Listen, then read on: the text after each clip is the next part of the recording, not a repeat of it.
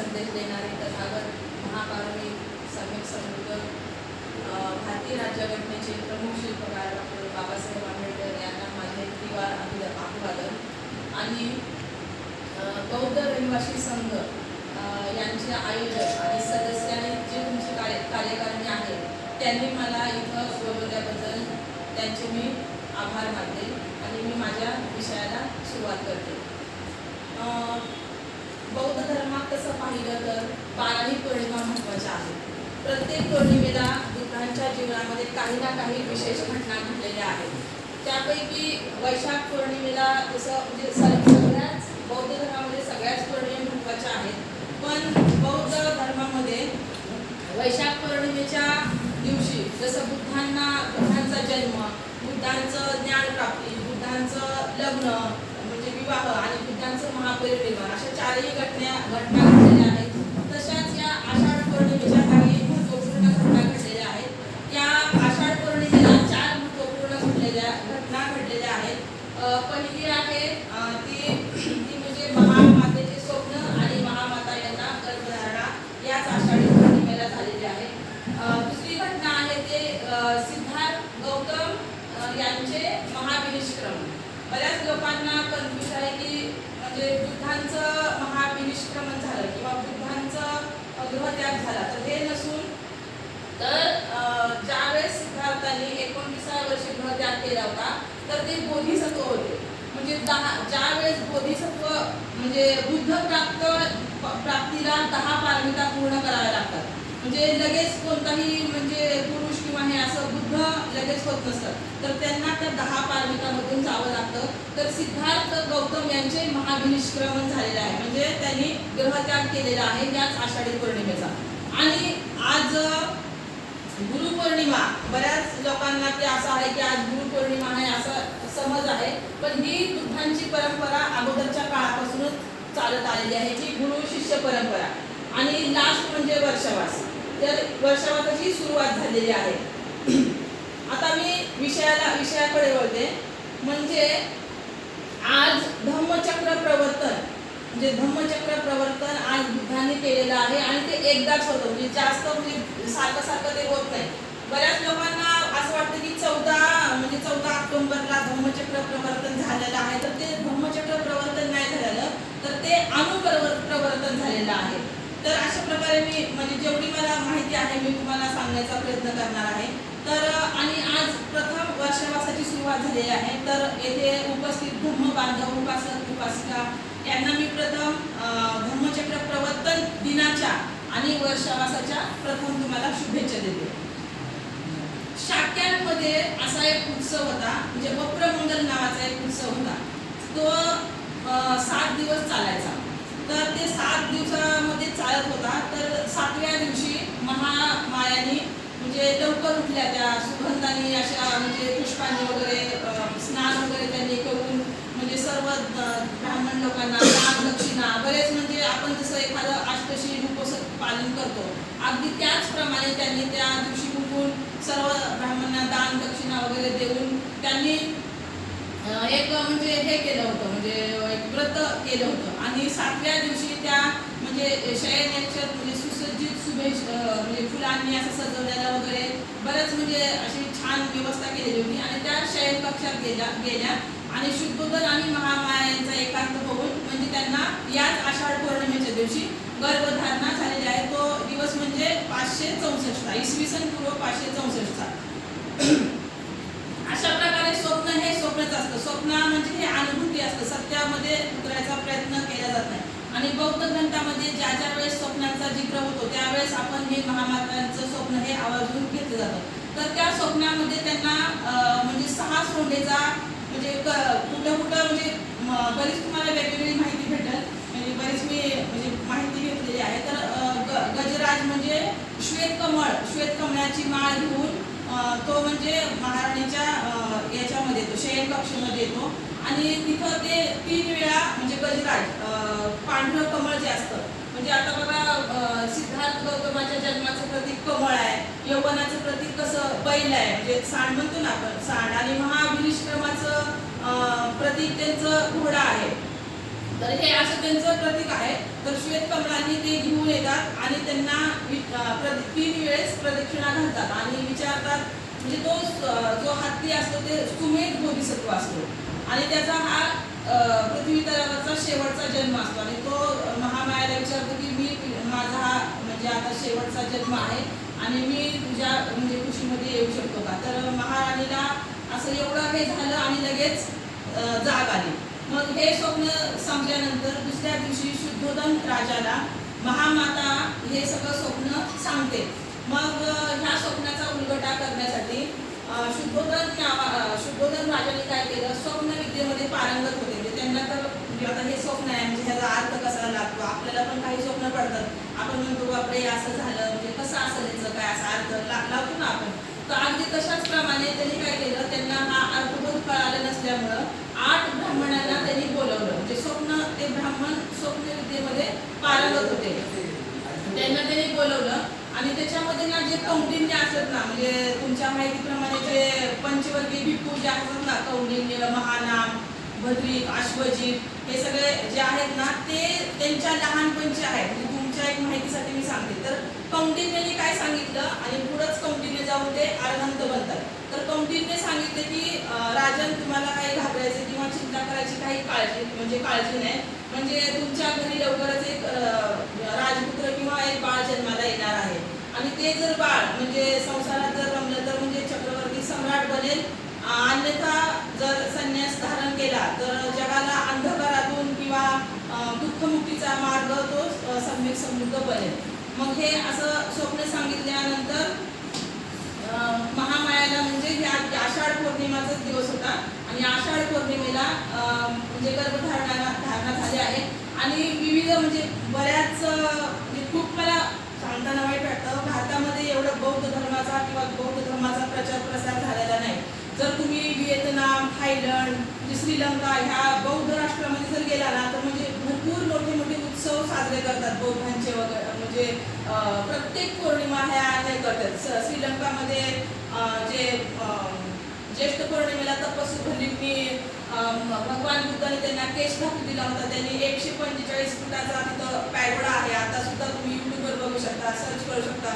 म्हणजे खूप काही म्हणजे आहे असं. म्हणजे भारतामध्ये एवढी नाही बौद्ध धर्माचा प्रचार प्रसार.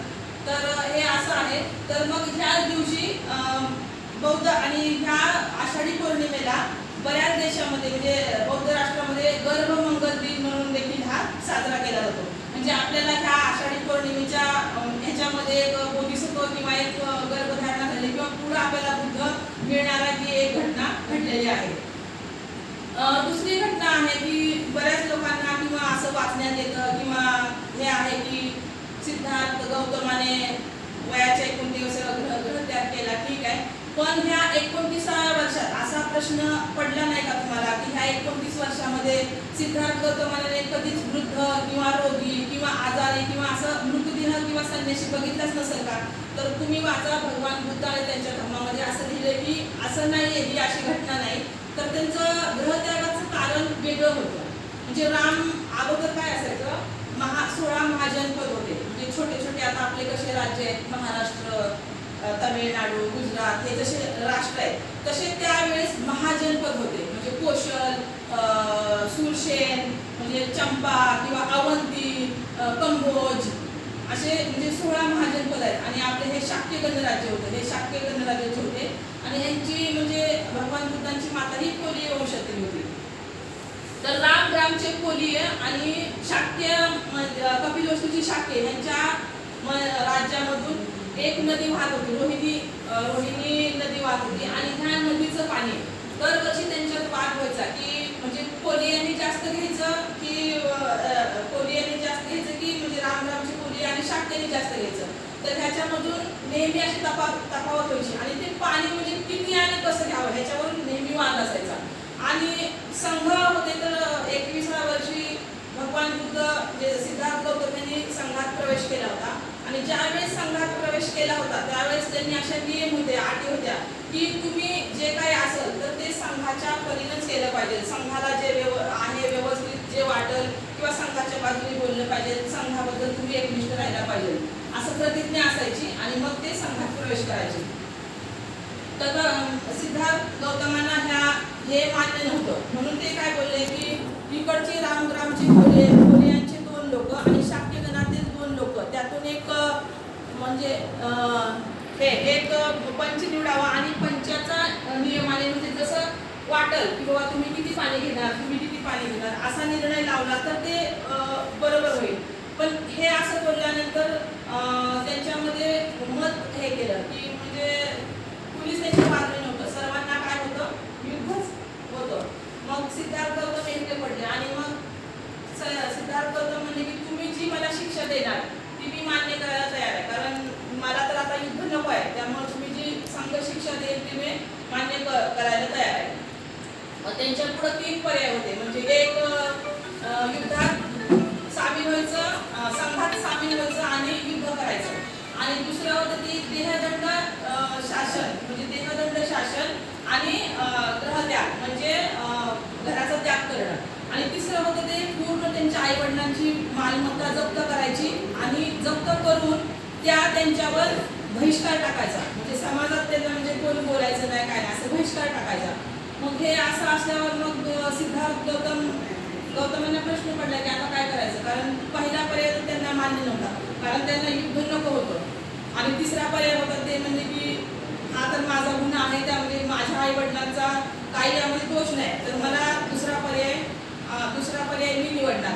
पण त्या पर्यायामध्ये पण 2 पर्याय होते, देहदंड शासन आणि ग्रहत्याग. आणि देहदंड शासन त्यांनी स्वीकारलं नाही, कारण की देहदंड केव्हा दिला जातो की आपण एखादा म्हणजे गुन्हा करतो किंवा जास्त म्हणजे मोठा गुन्हा करतो तरच ते देहदंड असतो, नाहीतर मग नसतो. त्याच्यामुळे त्यांनी त्याच्यातला दुसरा पर्याय स्वीकारला की मला परिव्राज्य घेतली जाते. आणि असं असताना मग त्यातला एक सेनापती बोलले की बाबा हे असं आहे, तर त्यावेळेस काय असायचं की मांडलिक राज्य असायचे, म्हणजे आता बघा इथं आपण हे असं केलं तर ह्याच्यावर कुणाची काय हुकूमत किंवा काय आपल्याला पेपरवर किंवा काय असं करावं लागलं असतं ना, तर त्या काळेस पोषण नरेश प्रसंजित तेव्हा राजे वगैरे होते, तर पोषण नरेश प्रसंजितचं मांडलिक राज्य होतं, आणि त्या राज्याने म्हणजे आणखीन काही म्हणजे मतं किंवा असं आपण डिसिजन किंवा हे घेऊ शकत नव्हतो. तर सेनापती बोलला बाबा तुम्ही जर आता गृहत्याग केला तर आम्हाला पोषण नरेश प्रसंजित जे आहे राजा, तो आम्हाला जाब विचारणार की तुम्ही म्हणजे सिद्धार्थाला म्हणजे गृहत्याग केला किंवा असं कसं काय केलं.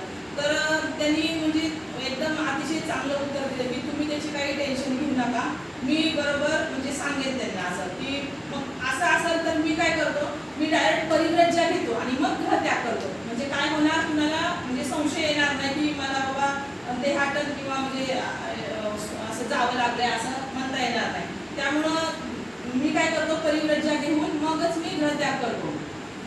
मग परत अजून सेनापतीने दुसरा प्रश्न म्हणजे दुसऱ्या दिवशी, आणि प्रव्रज्या घेताना भारद्वाजकडून त्यांनी प्रथम म्हणजे प्रव्रज्या घेतली, म्हणजे आपल्याला आता इथून जायचं ना नाही तर मग प्रव्रज्या तर घेतली पाहिजे.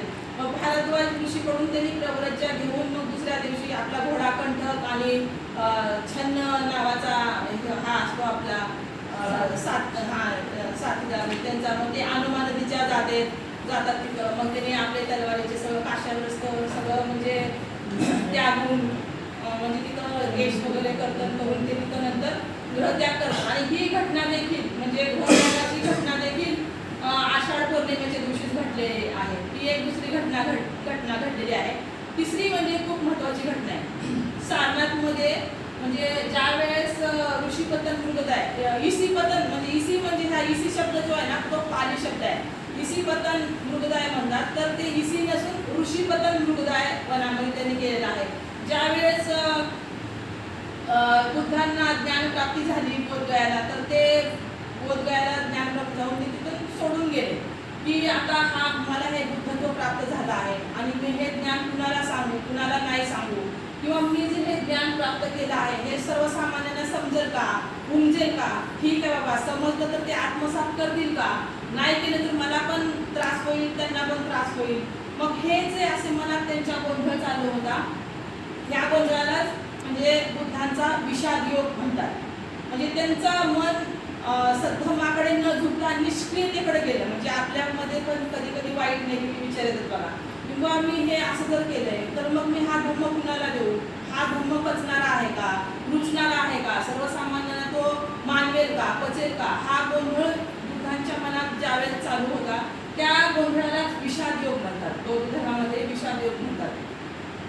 मग पुढे जाऊन ते बोलले की मी संन्यासी होऊन किंवा हा धर्म माझ्या पुरताच ठेवू का की दुसऱ्यांना देऊ, असं त्यांच्या मनात गोंधळ होता.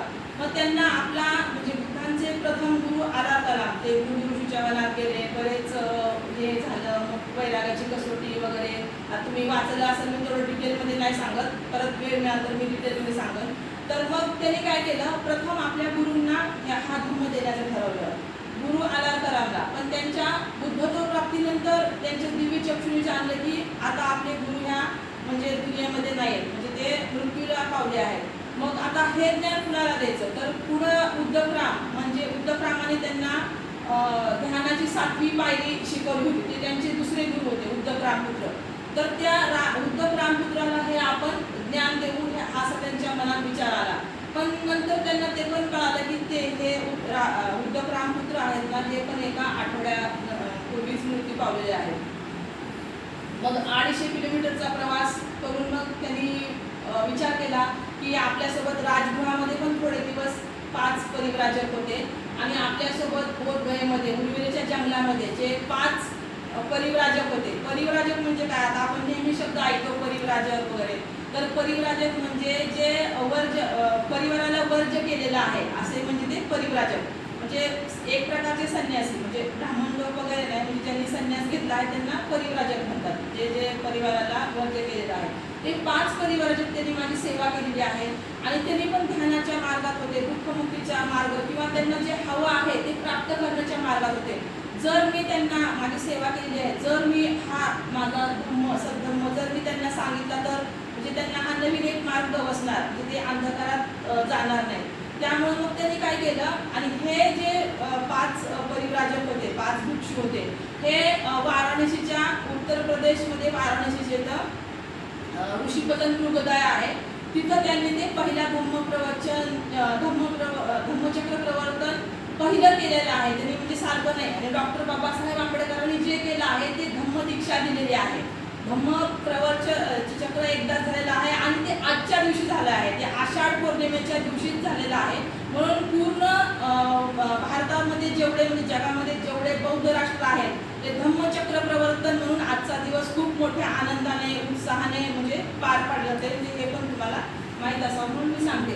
तर हे 5 परिव्राजक त्यांनी विशुद्धीचा मार्ग सांगितला, म्हणजे तिथं म्हणजे आहे भरपूर पंचशील सांगितलं त्यांना, आर्य अष्टांगिक मार्ग सांगितले, 10 पारमिता सांगितल्या. आता ते एवढा वेळ नाही 10 पारमिता किंवा आर्य अष्टांगिक मार्ग, सम्यक वाचा, सम्यक कर्मार्थ, म्हणजे त्यांनी तिथं उपदेश दिला. म्हणजे बौद्ध धर्माचं जे काही सार आहे ते त्यांनी ऋषीपतन मृगदाय येथे त्यांनी पंचवर्गीय भिक्खूला दिले. त्यामध्ये कौंडिन्य नावाचे जे होते, ज्या त्यांनी लहानपणी त्यांच्या स्वप्नाची जी सांगितलं होतं की पुढे जाऊन हे संन्यासी किंवा संबुद्ध बनतील. मग त्यावेळेस त्यांनी ह्या शांततेची वार्ता देखील आणली होती. पण सम्यक संबुद्ध बोलले की नाही, आता माझा मार्ग वेगळा आहे, मी आता सत्याच्या शोधासाठी जात आहे, मानवाच्या दुःखमुक्तीसाठी, मानवाच्या कल्याणासाठी मी निघत आहे. म्हणून म्हणजे ते रवीच्या नदीच्या पाण्याचा वाद संपला तरी पण ते म्हणजे परत नाही गेले, ते आपल्या दुःखमुक्तीच्या शोधात होते आणि त्यांना तो मार्ग सापडला. आणि तिथं त्यांनी पंचशील, आर्य अष्टांगिक मार्ग, 4 आर्य सत्य, दुःख आहे, दुःखाचं मूळ आहे, दुःखाचं कारण तुम्हाला माहीत आहे सगळं. त्यामुळे तिथे त्यांनी धम्मचक्र प्रवर्तन केलेलं आहे. तर त्यातले जे कौंडिन्य होते तर ते अरहंत पदाला लगेच पोचले. म्हणजे जसं एखाद्याला बघा विद्यार्थी असतात बरेच वर्गामध्ये आणि एखाद्याला लगेच पटकन म्हणजे समजतं एखादं लेसन किंवा मॅथ्सचं एखादं गणित वगैरे असं, तसं त्यांना कौंडिन्य नावाच्या भन्तेला भिक्खूला म्हणजे लगेच ते समजलं.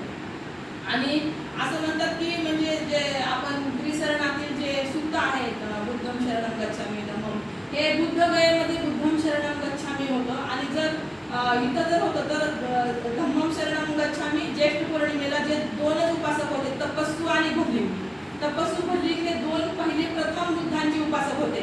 तिथं त्यांनी काय केलं, धम्मं शरणं गच्छामि, तिथं त्यांनी संघम शरणं गच्छामि म्हणलेलं आहे. म्हणजे जे गेली ज्येष्ठ पौर्णिमा होती ना, आताची ही आषाढ पौर्णिमा आहे, जे ज्ञान प्राप्ती करून येताना जे 2 उपासक त्यांना भेटले होते, तर तिथं फक्त धम्मं शरणं गच्छामि होतं. आणि बुद्धगयेमध्ये बुद्धं शरणं गच्छामीचा उदय आणि ज्येष्ठ पौर्णिमेला धम्मं शरणं गच्छामि. आणि जर संघाची भिक्खू संघाची जर निर्मिती कुठं झाली असेल तर ती झाली आहे ऋषीपतन मृगदाय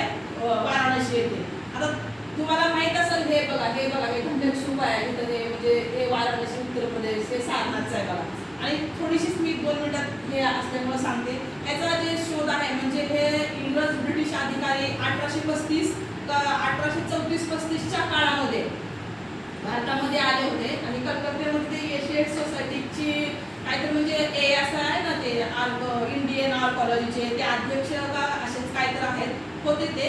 आणि मग त्यांनी काय केलं ते जे 7व्या शतकामध्ये जे भिक्खू चिनी प्रवासात जे आले होते ना फाहियान आणि हिंसा तुम्हाला माहीत असेल थोडं जरा मी सांगण्याचा प्रयत्न करते. तर त्यांच्याकडे एक पुस्तक होतं म्हणजे आपण आता कुठला पण शोध घेताना कुठल्या तर आधारे घेतो ना किंवा हे आहे तर कसं असेल किंवा आहे का नाही सत्यता. तर ते चिनी बौद्ध यात्री आपल्या भारतामध्ये आले होते आणि त्यांचं पुस्तक हे कनिंघम यांच्याकडे होतं. तर 1835-36 साली त्यांनी उत्खनन केलं. प्रथम त्यांच्याकडे पैसे नव्हते तर त्यांनी स्वतःच्या खिशातले पैसे टाकून हा साधनाचा शोध लावला आहे. आणि हा शोध लावल्यावर ह्यांची जी लिपी वगैरे आहे ते जेम्स प्रिन्सेप त्यांनी शोधून काढलेली आहे. म्हणजे जेवढे सम्राट अशोकाने आपल्या भारतामध्ये 84,000 स्तूप आहेत मध्ये मग आता हे गेले कुठं तर मोठे म्हणजे मंदिरं हे होते तर हे महाबोधी विहार किंवा काय म्हणतात ते वर्षावासाचं राहण्याचं भिक्खूंचं साधनं वगैरे म्हणजे ते असे मोठे विहारच एक प्रकारचे होते. तर डॉक्टर कनिंघम म्हणजे 7व्या शतकापर्यंत हे लुप्त होतं आणि नंतर डॉक्टर म्हणजे कनिंघम यांनी हे सगळं साधनाचा शोध लावलेला आहे. मग सम्राट अशोकाने हे धमेक स्तूप चालू म्हणजे हे केलेलं आहे बांधलेलं आहे. ह्याच्या शेजारीच ही आहे मूलगंधकुटी विहार आहे जिथं बुद्ध भगवान बुद्ध बसायचे तिथं फुलं वगैरे उपासिका आणायच्या. मूलगंध आहे धम्मेक स्तूप आहे हे वाराणसी इथं. तर इथं पहिलं धम्मचक्र प्रवर्तन सूत्राचा उपदेश भगवान बुद्धांनी केलेला आहे. म्हणजे ह्या जगाला जगद्गुरु वंदनीय किंवा शास्ता. आता जरी भगवान बुद्धाने म्हटलं आहे की असे भिक्खू विचारले होते की भगवान बुद्ध म्हणजे तुमच्या महापरिनिर्वाणानंतर आमचा शास्ता कोण असेल. शास्ता म्हणजे आता लीडर किंवा आपल्या भाषेत आपण म्हणतो ना की तुम्ही गेल्यानंतर आम्ही कोणाला मानायचं किंवा कोणाला नाही मानायचं. तर स्वतः बुद्ध म्हणतात की माझा धम्म आणि विनय हेच तुमचे शास्ता असतील. शास्ता म्हणजे गुरु हा पाली शब्द आहे शास्ता. हे शास्ता म्हणजे गुरु. तर मी गेल्यानंतरही म्हणजे तुम्ही कुणाला एका व्यक्तीला पूजायची गरज नाही किंवा मी गेल्यानंतर दुसऱ्याला माझ्या जागेवर शहाणायची गरज नाही. हा माझा जो धम्म आहे आणि माझे जे विनय आहे तेच तुमचं काय असेल शास्ता म्हणजे गुरु असतील. म्हणजे अशा प्रकारचं ते वचन आहे. आणि अशा प्रकारे सारनाथमध्ये ऋषीपतन बृहदारण्यक महानाम अश्वजित कौंडिन्य भद्रिक आणि कश्यप या 5 पंचवटी भिक्खूंना त्यांचे गुरु भेटले आणि गुरु परंपरा आणि ते 5 परिव्राजक काय झाले शिष्य झाले.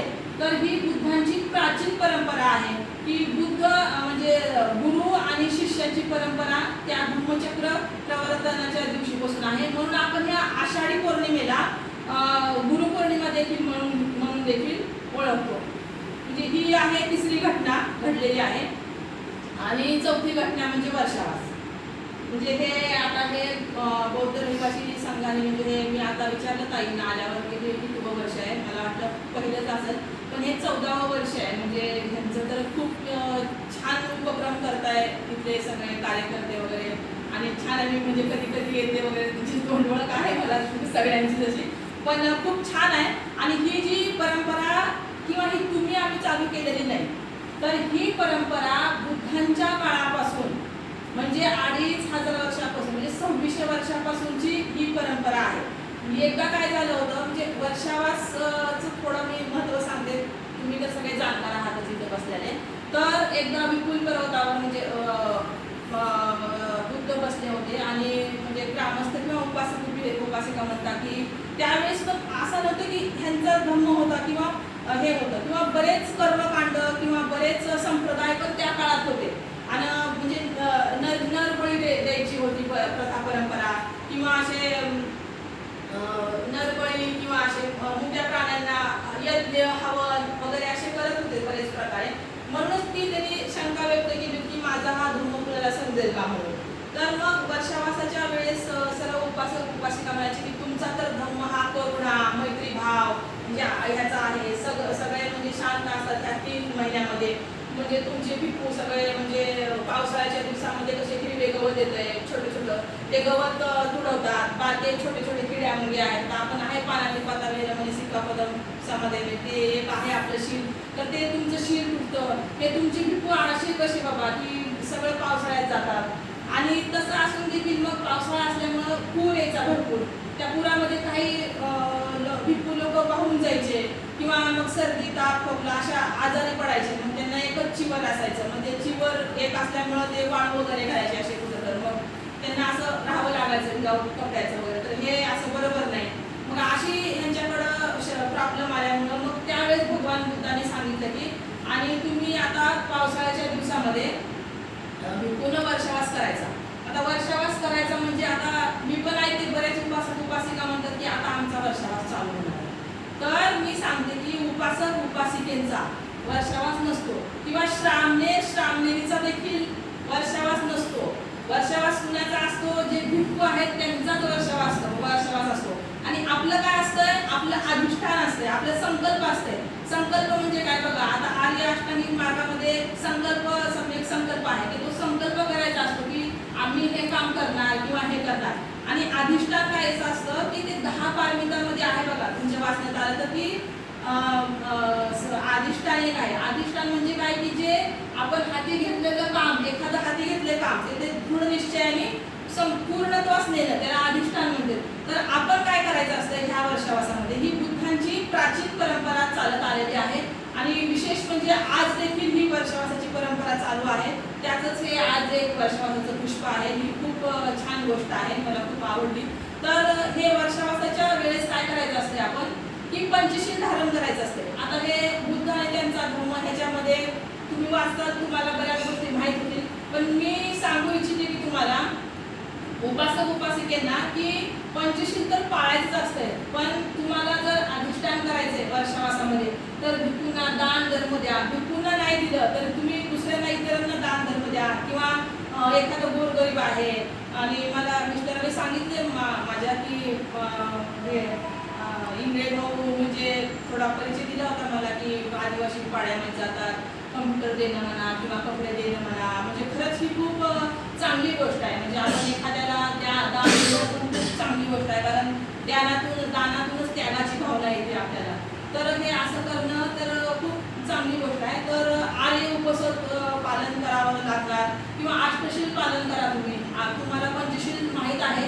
अष्टशील म्हणजे त्यात एक ब्रह्मचर्य पालन करायचं आहे आणि एक मेकअप वगैरे करायचं नाही, माला वगैरे अशा घालायच्या नाही, किंवा म्हणजे जे आपण हे अंगावर घालतो जे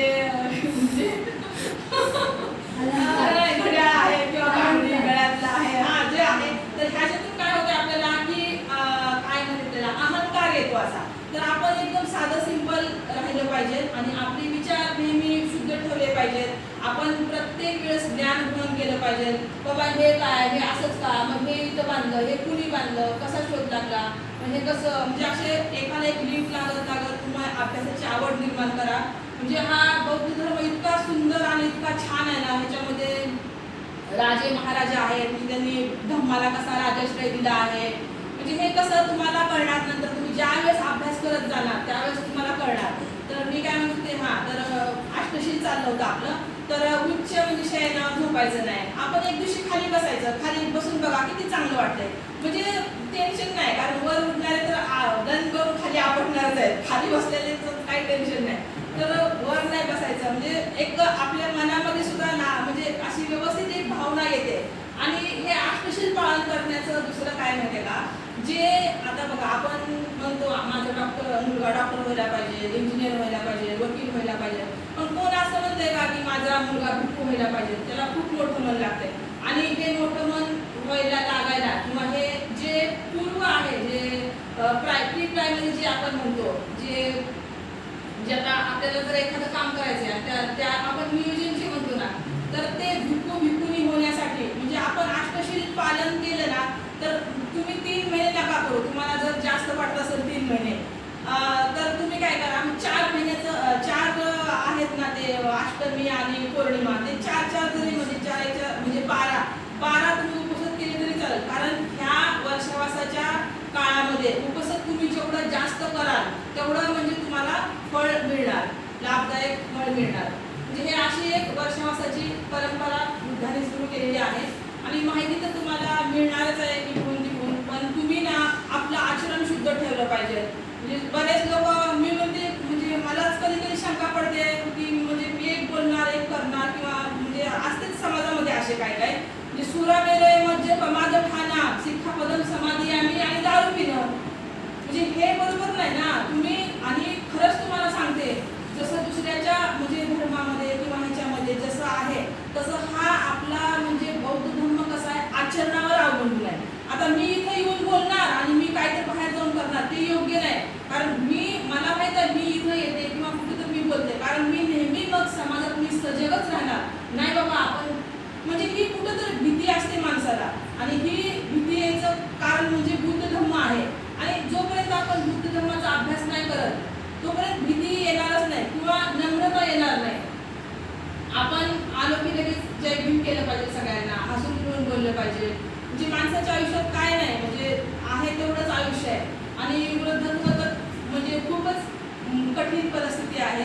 त्याच्यामुळं धम्माचा अभ्यास केल्यावर माणसामध्ये थोडी नम्रता येते, म्हणजे थोडं शहाणपण येते. राग द्वेष लोभ म्हणजे माणसामध्ये पूर्णतः नष्ट होणार नाही, कारण माणसाचा स्वभाव गुणधर्मच आहे. पण हा आपण थोडं तर केल्यावर म्हणजे मला वाटतं की जरा तरी कुठं माणूस व्यवस्थित होईल असं मला वाटतंय. कारण ज्यावेळेस मी 2022 पासून या धर्मामध्ये आले त्यावेळेस मी जसं मी हे करते तसं आता हळूहळू अनुकरण सुद्धा करण्याचा प्रयत्न करते. कारण हा धर्म म्हणजे नुसतं वाचायचं यायचं वर्षावास खीर खायची हे नाही, आपलं अनुकरण चांगलं झालं पाहिजे. आपल्याला समाजात गेल्यावर असं नाही म्हणायला पाहिजे की बाबा बौद्ध धर्मीय लोक आहेत म्हणजे ते व्यवस्थित आहेत चांगले आहेत. म्हणजे बौद्धाच्या विसंगत वागणूक नाही केली पाहिजे. जसं डॉक्टर बाबासाहेब आंबेडकरांनी सांगितलं होतं की बौद्ध धर्मामध्ये माझा नवीन प्रवेश होत आहे, माझा नवीन जन्म होत आहे.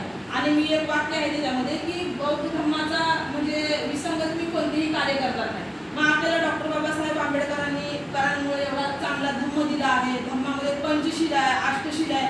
म्हणजे मी तर म्हणते की प्रत्येक समाजामध्ये हे पंचशील महत्त्वाचंच आहे. आणि हे पंचशील जर कोण मोडत असेल तर मग त्यांची हानी होणारच आहे, कारण चोरी केलं तर पोलीस घेऊन जाणारच आहेत. म्हणजे समाजात नाव होणारच नाही ना असं काय. तर हा खूप चांगला धर्म आहे आणि वर्षावासाची सुरुवात खूप चांगली आहे. ह्या वर्षावासामध्ये तुम्ही जेवढं लोकांना दान धर्म पुण्य कमावता येईल आणि दुपारच्या ठिकाणी एका ठिकाणी बसून किंवा धर्माचं वाचन करा किंवा धम्माचं पठण करा.